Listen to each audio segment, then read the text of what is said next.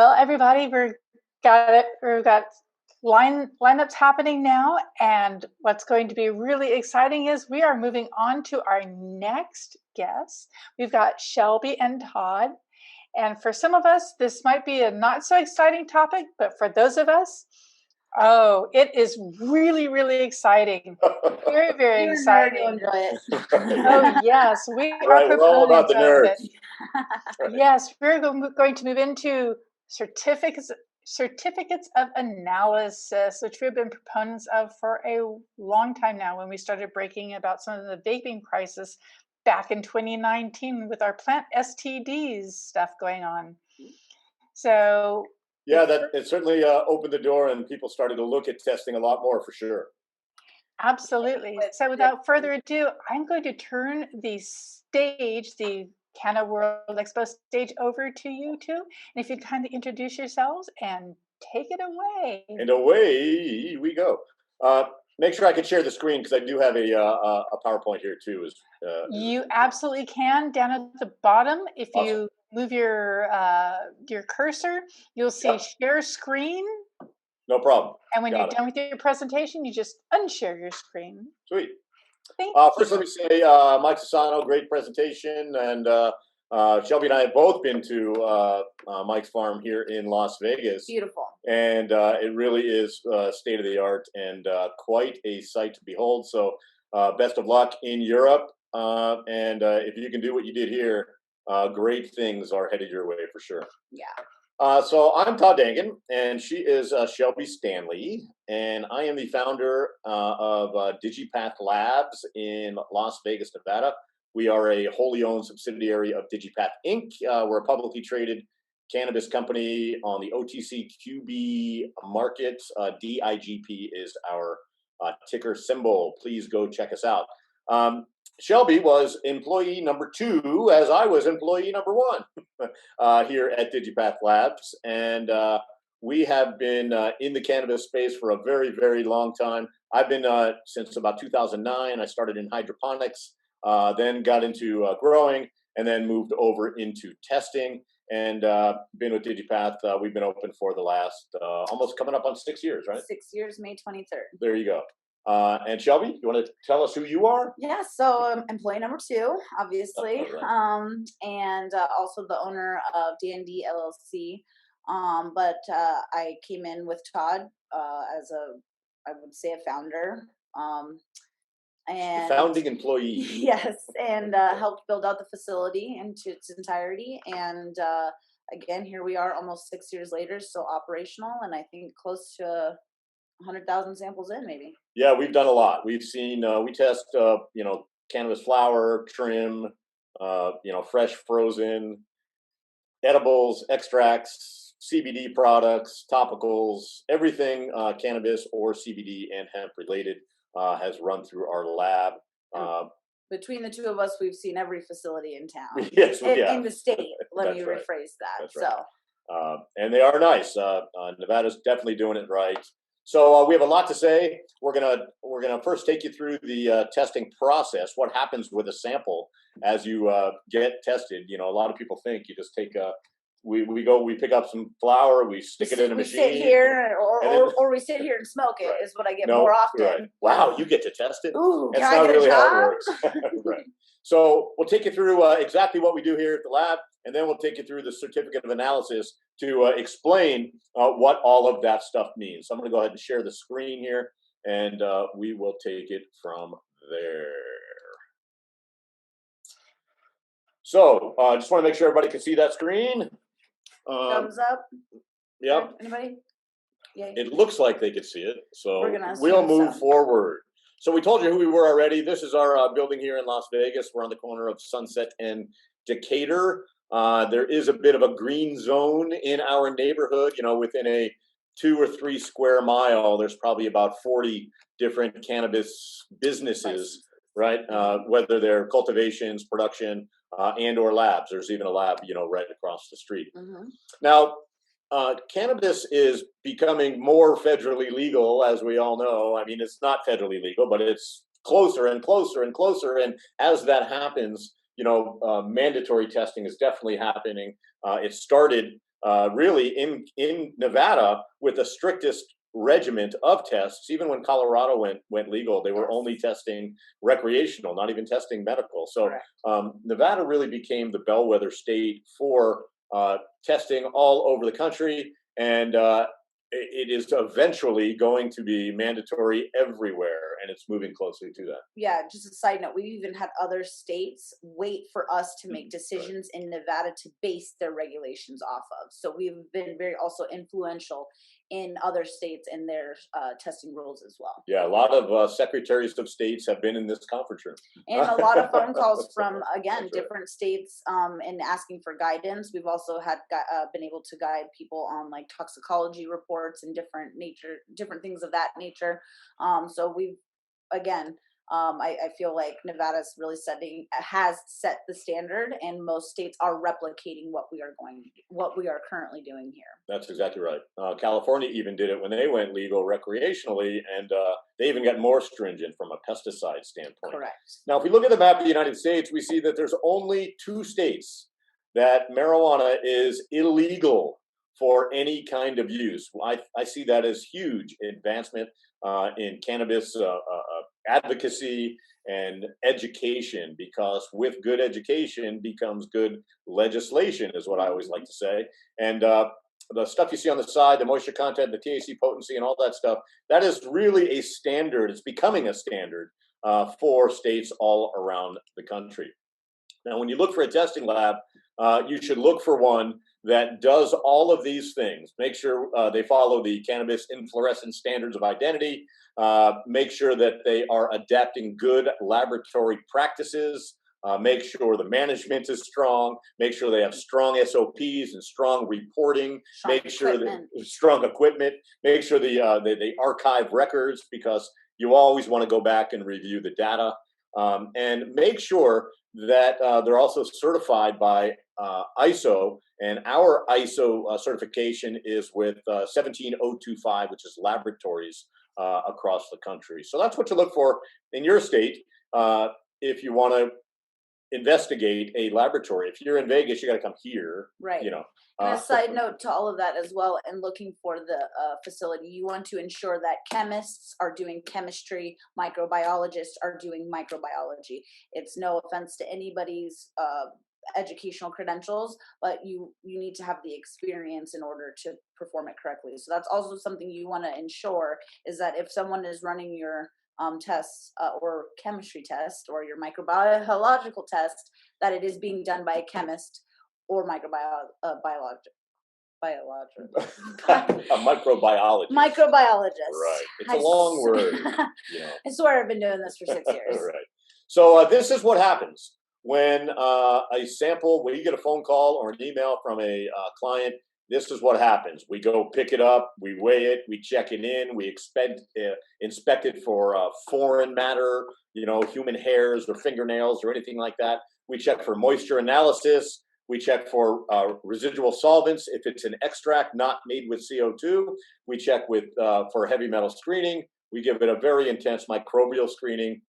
We check for mycotoxins, and we also check for cannabinoid and terpene potency. We do a final check by our lab manager to make sure everything is accurate. We check the data, and then we put it on a COA. Now, I'm going to go through this really quick so you see what all those processes are like. And it all starts off with this chain of custody. So the client starts that. We go out to the cultivations or the production facilities. We pick it up. We bring it back to the lab. We enter everything into our LIMS system, which is a laboratory information management system. We give everything, like I said, a visual inspection. We look under the microscope. We start the homogenization process, because we have to make it all the same so we can separate it out for the various tests. We give it a moisture analysis in Las Vegas. Everything has to be below 15% moisture, or the patient or customer is getting too much water. Unless fresh frozen. Unless it's fresh frozen, that's correct. And then the aliquoting begins, the sub-sampling for the tests that are going to happen. And then there's always a little retention left over. And we, at the very end of everything, we keep that in a freezer and then hold on to it for 35 days. And on day 36, it gets destroyed as per state regulations. Now, whoops, went the wrong way. So at that point, there's extraction steps, right? We don't, again, we don't just take whatever we've crushed up and then put it in the machine. Or a bud, or a vape cartridge, or a brownie. There's several steps in that process prior to it even hitting a machine. That's right. We mix it with ethanol or a methanol, depending on the product, or even some water. Water sometimes is, it is highly mixed with using an industrial paint shaker, and everything has to be put into a little tiny vial, as you can see in the picture right there. So for potency analysis, we call potency both cannabinoid and terpene, because the terpenes definitely have physiological effects, and combined with the cannabinoids really have that entourage effect, which is really what is important. You know, in Vegas, there's a THC war, right? Everyone race to the highest THC from a dispensary standpoint. But what I would recommend, as not only a patient for a very long time and a guy who's run a lab for a very long time, that really look at your terpene content too. And this combined together, the cannabinoid mixed with the terpene, is called the chemo profile. And that's really what you want to get and look at, so you know what affects you the best. This is the closest to personalized medicine as you can get for yourself. I also recommend keeping a diary of those effects that you are having from those products with these types of profiles. Also, something to know is requesting your certificate of analysis with every product that you purchase in a dispensary, so that you do have this information. We also have a fun handbook, but again, requesting your certificate of analysis is going to be extremely important, so you know what you're putting into your body. Right, and we'll go through that towards the end of this. So for cannabinoids, we use ultra high performance liquid chromatography.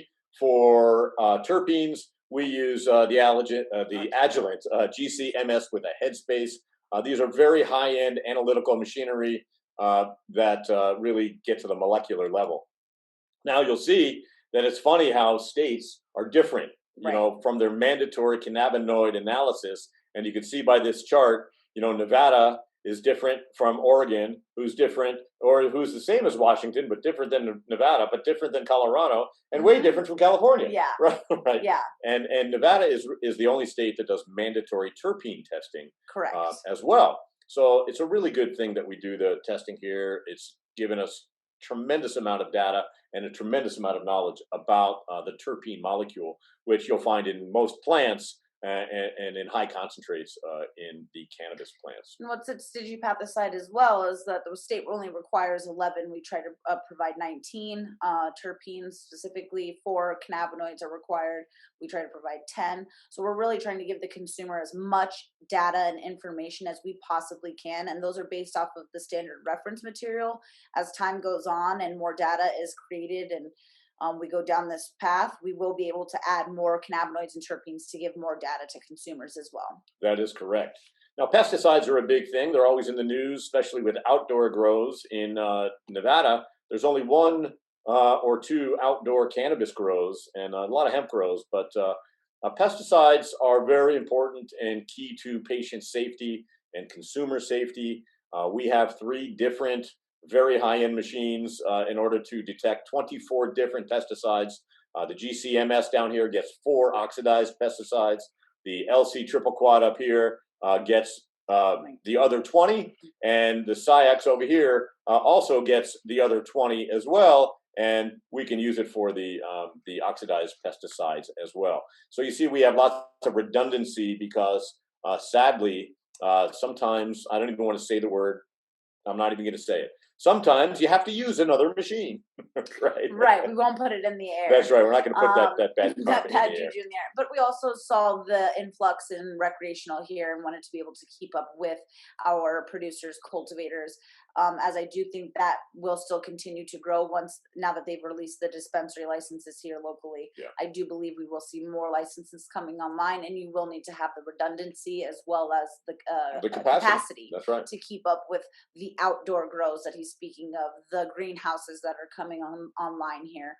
They produce so much weight that, again, capacity does play a huge role in this as well. That is true. We also analyze for heavy metals like they do in most states, and most states test for the big 4: cadmium, mercury, lead, and arsenic. We can also test for others, but these are the 4 that we do on a day in, day out basis. The thing about heavy metals is through, almost 100,000 samples, we've seen about 4 fails. And one in which was literally someone using hose water from the Las Vegas water system, so it explained itself. That's right. So as long as you're using pretty clean water, right? Definitely get your stuff tested for heavy metals because they're very dangerous. But doesn't really have a danger. Overall, most 4 out of 100,000 is a very, very and small most number. Cultivators, producers, even ourselves, have reverse osmosis and very high-end water that we use for individual situations. Right. So we're not using Nevada water. Not a big problem in Nevada and across the country. We also check for residual solvents when there's any kind of an extract that is made with anything other than CO2. Lots of people are using lots of different things in order to pressurize and heat the cannabis flower in order to make these extracts, right? So in Nevada, we test for everyday butane, hexane, and propane and make sure that those limits stay below 500 ppm. And that's one of the lowest in also the US. I believe Colorado's at 5,000 ppm, which is quite insane. That pretty much means you're smoking straight butane.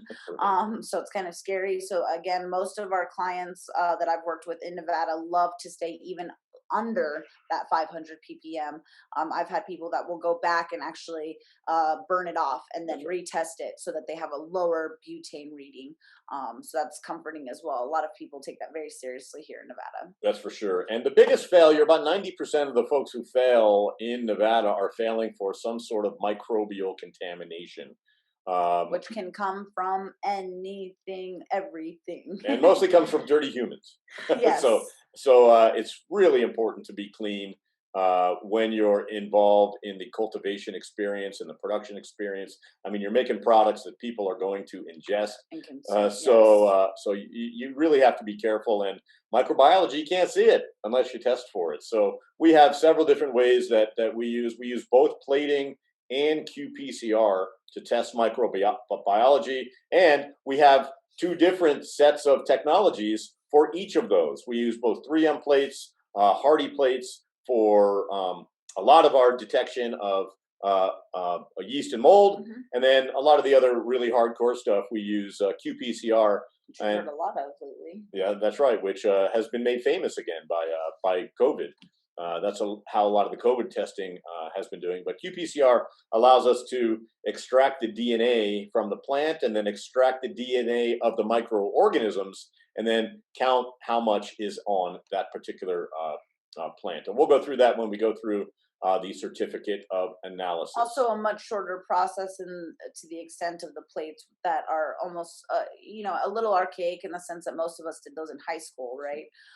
But that it is a shorter run. The plates do put us at a 72-hour turnaround per the state of Nevada. So there's, I think, a little bit of definitely an advantage to using qPCR. Correct. For sure. And its accuracy as well, I believe. Right. We also test for mycotoxins, and they are the little funguses and excrement that molds and funguses spit out, and they're very, very dangerous for humans. And we use our SciAx 6500 in order to test for mycotoxins as well. Now we're going to get to the reporting. All of those machines are used to give you this particular certificate, and we're going to go through this page by page, okay? And we're going to explain every aspect of it to you. So this is what it looks like, page 1 and page 2, and then we will move forward. So what's on your C of A? Well, page 1 is your cannabinoids, your terpenes, your moisture content, your pass-fail summary, which is right here, and then the suggested labeling by the state of Nevada. Now we're going to break this down and show you exactly what everything means. Page 2, you get your pesticides, your microbials, your mycotoxins, heavy metals, and solvents if in fact you are using an extract. Now we're going to break that down and show you what everything means. I'll take this one. So at the very beginning, where this is from our friends here at GB Sciences here in Nevada, they have a Jenny Kush. So you can see that you see your strain name, the cultivation name, their MME number, what the product is. So this is plant flour and it's been cured. This could say trim. This could say popcorn Fresh buds. frozen. This could say fresh frozen. Correct. If it were an edible, it would say edible. If it was an extract, it could even say butter, batter, crystalline, whatever it is, right? It goes right here. It all gets a sample ID, as you can see right here, the sample date and the report date. The sample date is the date we picked it up. The report date is when we delivered the report. Metric is the seed to sale software that the state uses, and everybody has to have a metric number, and this batch number and lot number is also on the COA. Now, cannabinoids, right? That's what everybody wants to talk about. So on every COA gets a picture of the sample, right? You see the total THC, the total CBD, the total THCA, and the total CBDA. Now, the total potential THC and CBD, a lot of people don't understand what that means, but what it means is that THCA is the actual molecule that we find in the cannabis plant. When it's heated or over time or usually from heat, the acid molecule will burn off and that THCA will turn into delta-9 THC. So when you light something on fire in order to smoke it, there's a loss in THCA because the acid molecule falls off. So there's a calculation that says, you can see it right there, it says THCA times 0.877, then you add whatever delta-9 that you found, then you add whatever delta-8 that you have found, and that's how you get your total potential THC. You do the exact same thing for your total potential CBD. So you see that we found 32.9% of THCA, but because we multiplied it by the 0.877, you can see the number is reduced to 30.173%. So that's how that works, and that's what that means when you see that on a certificate of analysis. And Shelby will take you through the terpenes. Yeah, so terpenes, like I mentioned earlier, are going to be responsible for color, taste, and smell of the product. And we at Digipath are testing more than what's required by the state of Nevada. So what you'll see is very similar to what Todd just broke down. We're going to start with your most predominant terpene that was found in that particular product. And that's what's most likely going to be put on the label as well, are your top 3 terpenes. Most producers and cultivators are using those to, again, highlight what their top terpenes are. So obviously here you'll see beta-caryophyllene, myrcene, limonene, humulene, linalool. What most don't understand about terpenes is you're already ingesting these on a daily basis. Beta-caryophyllene is found in cracked black pepper, myrcene is found in mangoes, limonene is found in lemons. So again, like Todd is saying, there's already a lot of positive attributes that come from terpenes. And again, we're breaking it down milligram per gram. So this, for instance, example 2.26 is quite a good amount of terpenes. We've seen higher ones, but this is a decent amount of terpenes to have a full effect from a profile, this particular terpene profile. Sometimes you'll see them a little bit lower under the 1. You'll see they're very small numbers, you know, they're just correct. added up to another small number. Correct, but Right. but again, from an overall standpoint, most purchasers or buyers would see that 2.26 and be happy with it as it's over a certain amount. Again, we've seen some outrageous numbers here in Vegas with myrcene and then limonene in particular. So I really hope that. And now a big thing is cannabis-derived terpenes. So a lot of people are really ensuring that if they're making distillates or pens or anything of that nature, that they're using cannabis-derived terpenes versus terpenes from a different source. As my science director would say, a terp's a terp. But to the consumer world, a cannabis-derived terpene is much better. much better. So this is what it looks like, your cannabinoid results and your terpene results. And again, like we mentioned earlier, this is known as the chemo profile, right? So this is what you want to look at when you get a strain, because just because this says Jenny Kush or Blue Dream or Green Crack or whatever it is, right, doesn't mean it is what it is. But when you compare the profiles here and the profiles here, that's how you know you're getting the strain that affects you the best. So this is called, again, the chemo profile, which is the combination of the cannabinoids and the terpene results. That's why you want to make sure any product you purchase, you request your certificate of analysis so you have that information for yourself. That's right. Also on the first page of that certificate of analysis, there's a quick check because people like to see really quickly, did we pass or did we fail? Right? So this Can we package or do we need to wait? Do we have to throw it away? Right. So it's really good to show not only the consumer because it's a quick glance, and it's also a good glance for the operator who's producing these products, and now they know they can move on. This is just suggested labeling information that Nevada suggests. Nobody really uses that. They use that and then add on because most people want more. That was more of a beginning thing. We wanted to provide as much information from the NACUC that we refer to. That is the actual policy number on regulations that we, again, very much abide by. So it was just something that we had a lot of questions about and figured it was much easier just to put on there for them. 100%. And like he said, they'll use it along with other types of information they want to include on there. That's right. And highlight. Now on page 2 is where you start to see exactly what happened. So if you see on the front page, oh no, I had a problem with pesticides. Here's where on this page you say, oh my goodness, what am I looking at here? So as you can see, we test for 24 different pesticides. LOQ just means limit of quantitation. That means that that is the level of which we are testing at, right? This is the limit that the state gives us. This is the limit that we have validated at.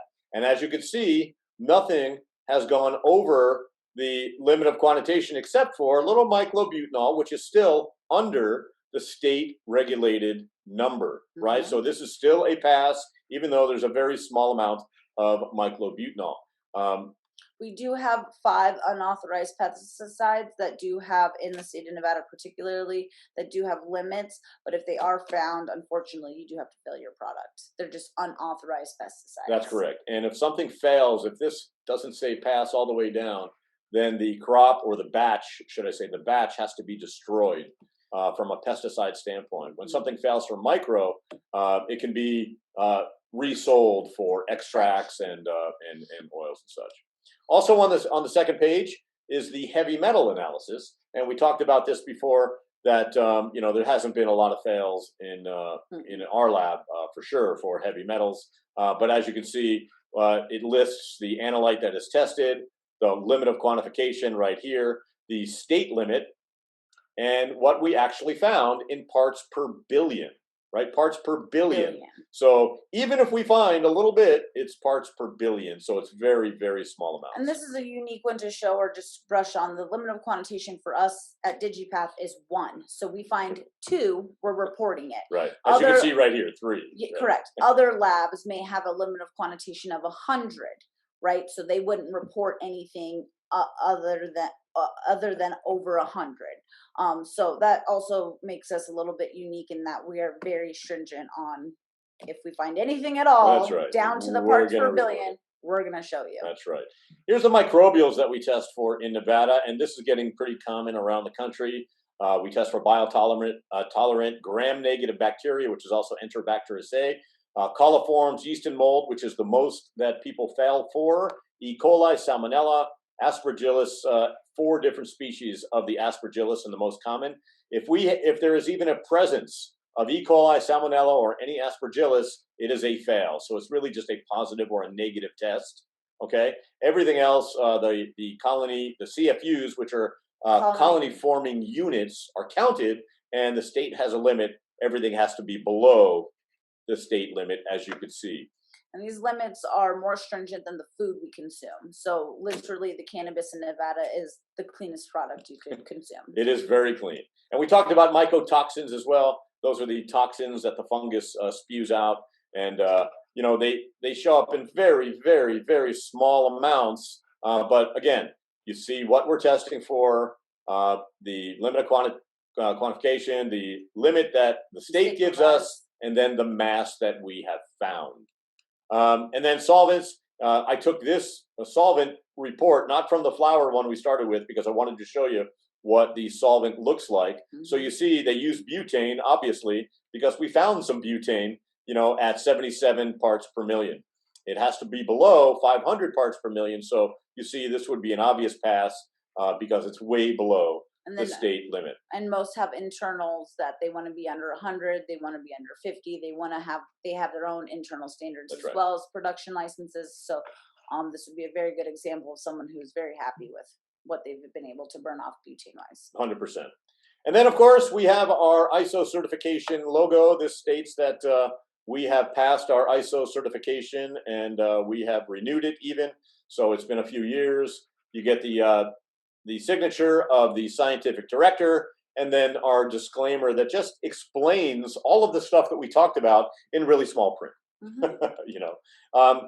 Now, one thing we want to touch on, I know we're running late on time. Do I have 2 more minutes? I just wanted to touch on measurement uncertainty, because in the lab space, people don't really take that into consideration. Correct. And what measurement uncertainty is, basically, it's the uncertainty in analytical context. So that means that if we test the same thing, but 2 different samples of the same thing, it might be just a little bit different. As you can see by that plant, by the chart right there, these are 6 randomly selected samples from 6 plants of the same batch. And you can see how a bud from the middle of the plant might test different from a bud from the top of the plant, might test different from a bud from the bottom of the plant. And there is this allowable measurement of uncertainty, and it's different in every state, but it's important to learn what's happening in your state so you understand the analytical analysis behind what's happening. And very quickly on measurement of uncertainty, there's a lot of steps in the processes for every lab, production, flower, or grower. So this also is allowing you to see where those faults are happening at which point, and create a measurement of uncertainty that you fall within in your own facility. That's right. That's right. And really, this is what we want to conclude with is, make sure you don't judge your cannabis by the cannabinoid content alone. Terpenes are very, very important to the entourage effect and to the equation. Meaningful nomenclature doesn't exist. So Blue Dreams and every other made-up name is just that. It's a made-up name. We believe over time, as this becomes more medical and more studied, all of the green cracks and the AK-47s and all those names will go away, and it'll get some sort of medical nomenclature. We just talked about the measurement uncertainty. You always have to think about that when getting testing. And also make sure you're working with a lab who has a quality management system in order to check themselves before they check your products, right? And then you should also look into the distinguishing chemical biological impact of terpenes. If you want to, you can go to our website, digipath.labs.com, and take a look at our blog. Lots of articles there on terpenes, and also a couple papers that we have published on terpenes. Whoops, went the wrong way again. And if ever in Vegas, please come tour the facility and see for yourself what it really is like. A lot of people do change their perception on testing once they physically see and walk through the building. So if ever in Las Vegas, everyone's more than welcome to come to our facility as well. Yes, you are. We really have an open door, and we'd like to educate the folks and show everybody exactly what we just did, but live in person. Mm-hmm. Thank you so very much, Shelby and Todd.